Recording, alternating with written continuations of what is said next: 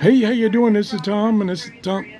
Arlington Gardens, ALF, 7550, 60th Way North, grid 522B, rest is 33, fire attack Bravo. Boy, fire and EMS is really busy this morning. This is Tom, and this is Tom's Radio Room Show. And I think I got to be a little careful what I say here. I don't want to jinx myself. I think we made it through the storm. It's about 7, almost 8 o'clock. There's the local news reporting about places that didn't do too good. That is actually showing all the power company trucks that are now that it's daylight going out to fix everybody's power. Bravo, minus 25, Chesapeake, Lexington 12 Apartments, 1200, Missouri Avenue South, grid 296A, minus 25, fire attack Bravo. I'm monitoring Pinellas County Fire and EMS, and this is a website where they show the calls that are ongoing. They're starting to really pick up now that's daylight. Listening on my scanner to the Duke Energy transmissions, where they're actually talking to those people that are going to go out and start turning on electricity. And then over here is their website, and this is a close-up of, wait a minute, I need to turn that down. It's a close-up of the map in my location, and all the blue there is major outages, and we're in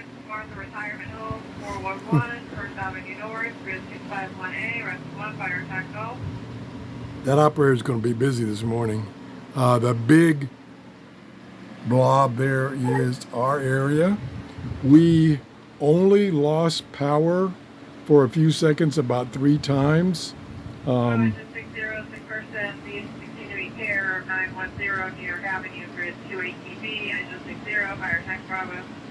one time, it showed that most of the people in our neighborhood didn't have power.